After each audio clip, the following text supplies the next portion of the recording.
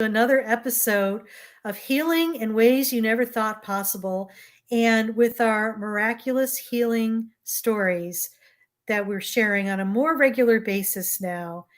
And I'm so happy and honored to have a guest today.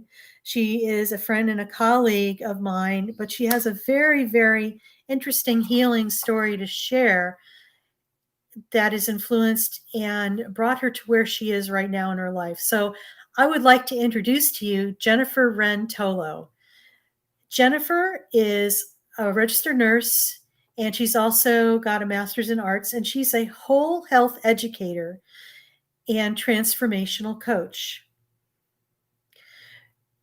She is the leading transformational coach and mind, body, spirit connector for high achieving women and mothers who are so busy showing up for others that they don't take time to show up for themselves. She has coached women in finding calm amongst the chaos of their lives so they can take back control of their health and happiness one moment, one breath, and one choice at a time. Jennifer is also an adjunct professor at Endicott College School of Nursing, a best-selling author, and a speaker helping moms, students, health professionals, and educators cultivate calm and connection within themselves. And it's my privilege and honor to welcome Jennifer Wren Tolo. Hello, hello. Hey, Jen, how's it going? Going well. It is sunny and warm out, so it's really a beautiful day today in New England, which is rare to say. Oh, well, there you go. Spring is definitely sprung everywhere. And, I don't know about you, but spring is one of my favorite seasons of the year because it's about renewal and hope and inspiration. So, thank you for being here. And, could you share with our audience your experience of, and your healing journey of how you've gotten to where you're at right now? Yes, of course. Well, I started out life as well, I shouldn't say I started out. I've always been a bit type A. Um, but I started out as a registered nurse. I was in critical care and married my husband, who is also a surgeon, and had my first child and sort of had all these expectations of what being a mom and what having a child and what my child should be. And I truly believe that the universe gives you opportunities to go, you think so? To look in that mirror and just reevaluate your thoughts. Because when my second son was born, it was very different than my first experience. Both were C-sections, but my second son had a massive neonatal stroke at birth. Oh, wow. And, it was pretty incredible to me, Dolores, when, as a nurse and as a critical care nurse, I could not wrap my head around what was going on. I just kept thinking to myself, where's my baby? Where's my baby? Why aren't they bringing me my baby? I should have my baby right now. Now, I was in a bit of a Demerol fog, so I will say I didn't have all my faculties, but it's interesting, and I'll revisit this, but in a little bit. But it was almost like God, the universe, was saying to me, "Yeah, don't use your logical brain. You've been using that way too much." It was really an opportunity for me to tap into that intuitive side of myself that I had really pushed away, that I didn't allow out of the closet for a while, that I didn't trust, that I didn't listen to. And I remember a very dear friend of mine who wanted to train me in Reiki. And I remember years ago saying, "Oh, that's cute for you," but didn't really understand what that was. She called me and she said, "Honey, you're forgetting to breathe. You need to just breathe and everything will become clear." So I did. I took some deep breaths, and mind you, my husband went with my son because I had my son in just a community hospital, and they didn't have the capabilities to really understand what was going on with him because he was seizing and he stopped breathing, and so they whisked him off to Boston. And I remember just feeling sorry for myself, like sitting there in the hospital, baby's crying, my milk's coming in, and my baby's 30 miles away. And just like, again, couldn't wrap my head around it. And then I really just sat and took some deep breaths. And it was like this fog lifted, this clarity came. Mhm. And I knew I just needed to be with my baby. I just needed to get to my baby. And once I did, I needed to connect with his soul so I could really understand not only what is it that he needs to thrive, but what is the magical message coming through to me here? What is the message in this experience? What do I need to learn and grow in this experience? So I opened to my intuition. I learned Reiki because I knew my son was going to need that to help with energy balance. I dove in and I was hungry for any information I could gain. I learned about neuroscience. I learned about the neuroplasticity of the brain. I learned about movement. I became a personal trainer. I, learned about nutrition and my first certification for nutrition to understand the importance of nutrition to regenerate cells and help heal the body. And, I really started to learn about mindfulness because when I projected to the future and I let myself spin to the future, I was getting overwhelmed. So that was my first kind of aha moment, was that I really needed to be present because my child needed me to be present with him. And I couldn't project because nobody knows. You just got to let one day unfold. And so fast forward a couple years, and the same day I found out I was having my fourth boy, I found out, right? That was a shocker in of itself. But then I found out that my third son had leukemia.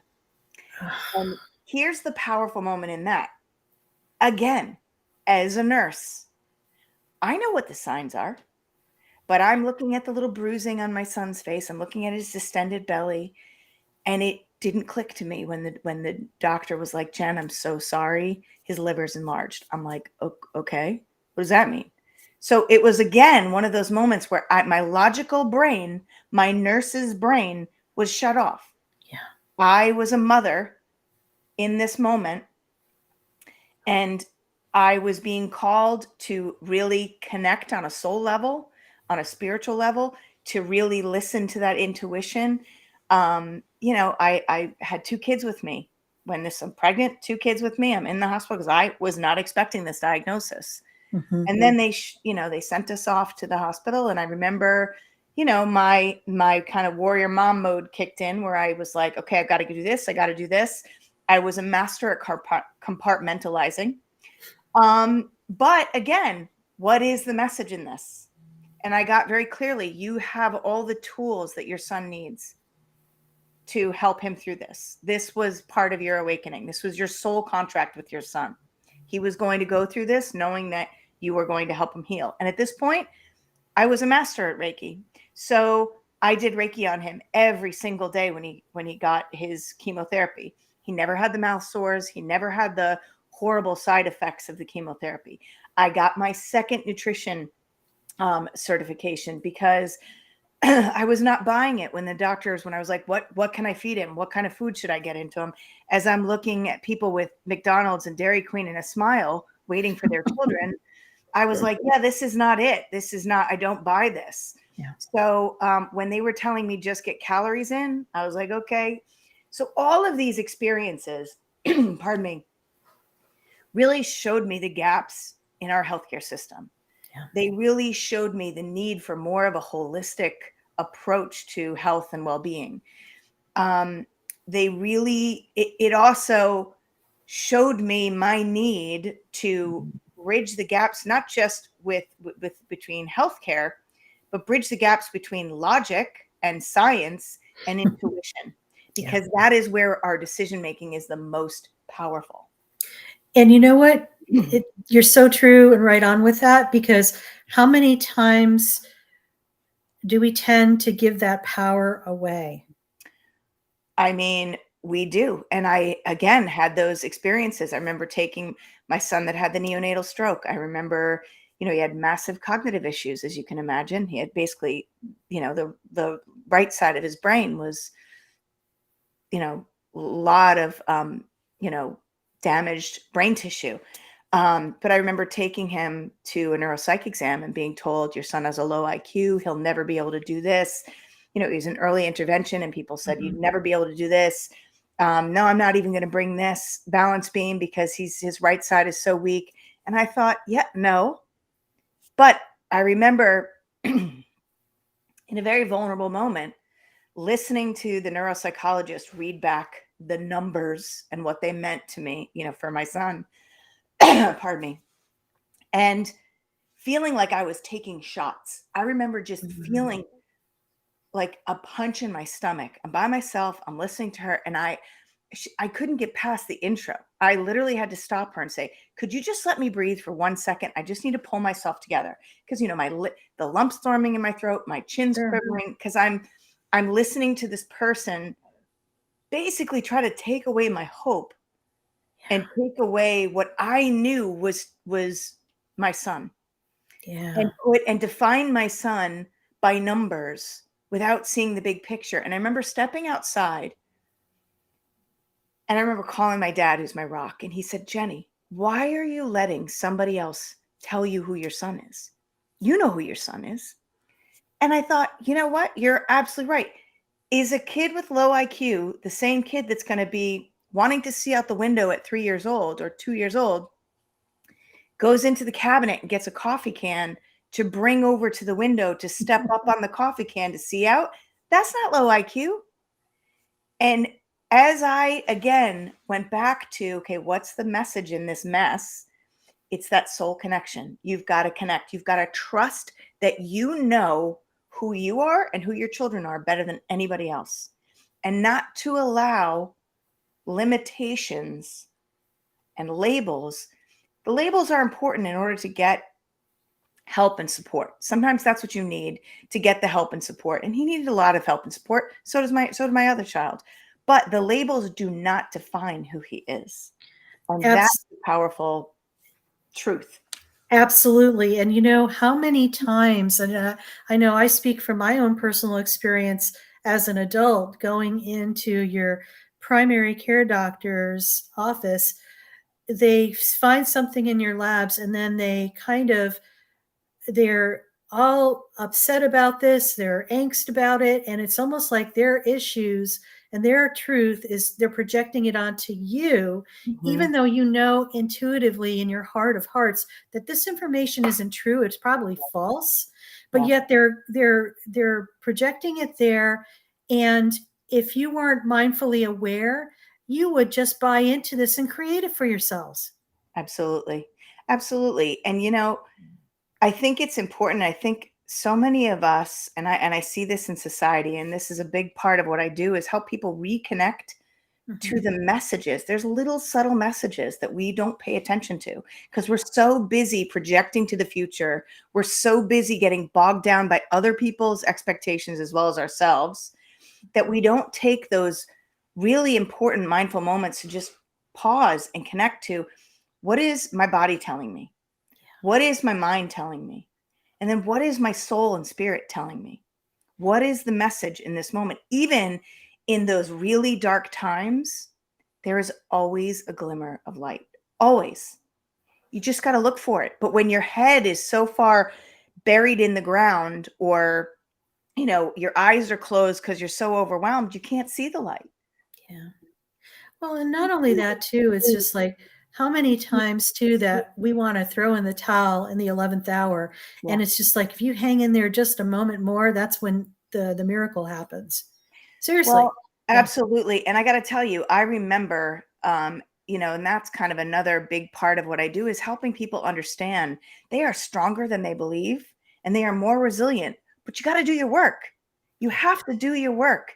It is not easy. There's no quick fix here. It is the true soul connecting work that is transformative. But I remember, taking my son to the, when he was younger, before my third son was diagnosed. I remember taking my second son, the one that had a stroke, to the neurologist, to the clinic, and seeing the kids in wheelchairs, with CP, and seeing the bald kids from the cancer, with their cancer checkups, and thinking to myself, because human nature. We're always trying to compare to make us ourselves feel better. I remember looking at that saying, well, at least I don't have that. Fast forward a couple years and I have that. My Yeah. son was diagnosed with CP because he had an anoxic brain event. And then my other son had cancer. But guess what? I am stronger for it. I am more purposeful and connected for it. And I never knew how strong I was. I never knew what I could handle until I was faced with it. Absolutely. So share, thank you for, your information and stuff like that, Jen. Share more where your kids are at now. And, because I know it's been, your oldest one is like doing amazing things. Yeah. And My oldest one is 23. He just has his first like adult real job. I'm really proud of him because he's had quite a lot of struggles. It's funny. We forget about the kids, the siblings, when you have kids that are, you know, diagnosed with something. My oldest son remembers every bit of it. My oldest son literally remembers the room that my son, whenever we would go to the pediatrician and the doctor would say, "Oh, I'm so sorry. I don't know why they put you in this room. They're not supposed to ever put you in this room." And I'm like, "Why is that?" And my older son said, "Because this is where, B was diagnosed." I didn't remember that, but he does. Yeah. And he remembers every bit. So I've worked really hard with my oldest son to let him know you are important just as you are. You don't have to be sick to get attention. You don't have to. So I've really worked of all my boys, but this one in particular, to really connect on a soul level. And I was sharing with you before we started, I'm so proud of him because his path changed. He was supposed to go into the military and he had COVID, long COVID, couple of other health issues. And, because he's my son and he's heard this from me, he said, I think the universe has a different plan for me. I don't think this is the path I'm supposed to go on. And he took his time. He had a bit of fear and he was grabbing onto because he didn't have the internships and everything that everybody else went through. And I just kept saying to him, buddy, you just have to connect, like feel into your body. What feels good? What lights you up when you think about doing it? And so fast forward, now this is so he graduated last May. Okay. So it's April now. Yesterday, he started his job in a very soul aligned company. And he literally was like, "Mom, this is the company for me." He's an assistant brand manager. So he's doing great. I'm proud of him. My son that had the stroke, he tried college, wasn't for him. He did a gap year. He's now reapplying to colleges. He struggles. He still struggles because, he is not your typical, he's not going to follow the typical path. He has massive learning disabilities. He's got anxiety. But let me tell you, this kid shows me every single day, never underestimate what this kid can do. And he's another gift that I have worked hard with my kids is really helping them understand who they are and what they need to thrive, as well as who they aren't. So they don't have to try to fit in a mold. They can really just stand firm in who they are and know what their gifts are and know what their passion is and trust themselves. So he's doing fairly well. We're getting there. We're not there yet, but we're getting there. And then it's a journey. It's a journey. And then my son that had cancer is just a little side note. It's funny because he told me, because he doesn't remember the whole thing because he was 2.5, but he said to me, "Mom, I'm sick of being known as the kid that had cancer." And of all my kids, this is the kid that never wanted attention. Like he's my shy, a little bit more introverted. So just this year, he decided he wants to go into medicine, which is really exciting. Huge. And he is sort of embracing this survivor label versus the kid with cancer, right? He is doing a fundraiser right now to raise money for cancer research through the Headstrong Attack Cancer for his lacrosse team. I'm really proud of him for that. But he's a junior in high school right now, applying to schools, crossing our fingers, that all works out. And then my youngest is 14 and a freshman and keeps us all on our toes, loves to hold that mirror up to us and, keeps us on our toes. It's good. We're living life. It's not easy, but it's really, this journey has taught me the importance of presence and the importance of really just taking it one day at a time. And when I find myself getting pulled into that projection. I got to like pull myself back, reroute, and just, surrender. Absolutely. Yeah, I'm not the one in control. Well, Jen, thank you so very much for sharing your story. You're an inspiration for a lot of women, a lot of families who've had challenging children and childcare and just parenting situations. Yeah. What's the best way for our audience to reach out to you? Well, they can follow me on Instagram at Jen Wren, WREN Tolo.com. Or sorry, at Jen Wren Tolo. That's Instagram. Also Facebook. They can reach out to me at Jen at JenniferWrenTolo.com. That's my email. And I do have a masterclass that I am running right now that is a free Power and Now masterclass to help people understand what the hidden stressors are in their own life and what's pulling them away from being present in their life. And I have the link to that on the bottom of the of our little spread here. Any last words you want to just share? I think that the important thing is for people to understand that we are not in control of anything except ourselves. That when we start focusing inside ourselves, we start focusing on our thoughts, our actions, our reactions.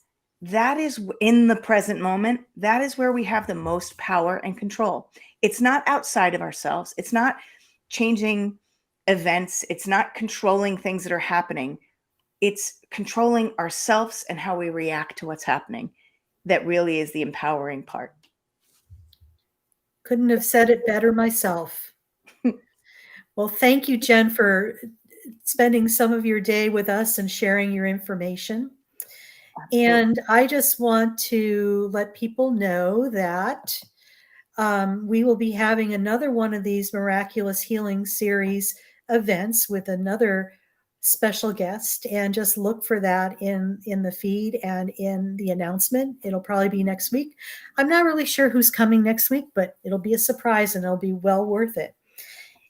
If you are liking what you see here and want to support us, I invite you to subscribe to my YouTube channel at Dr. Fazzino. And also, if you would like to learn how to ground more in the present moment, because don't we need more of that? Because we're all over the place, and a lot of times we're not in the present moment. I have a free meditation that's available to you, and I invite you to go click on the link, drdoloresfazzino.com/free-video, and it's a very, very simple video that allows you to be in the present moment. So thanks once again for coming and joining us, and we look forward to having you visit us again on another episode of Healing in Ways You Never Thought Possible. Bye now.